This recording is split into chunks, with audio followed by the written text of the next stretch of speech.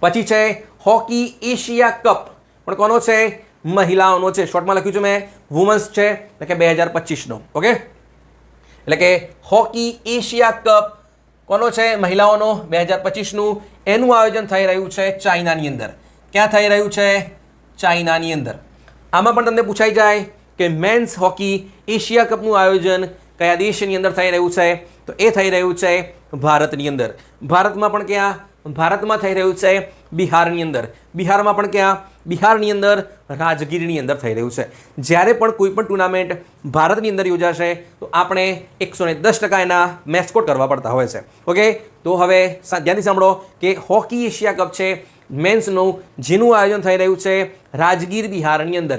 એનું મેસ્કોટ શું છે? એનું મેસ્કોટ છે એ છે એ આપણું નેશનલ એનિમલ ટાઈગર છે. શું છે?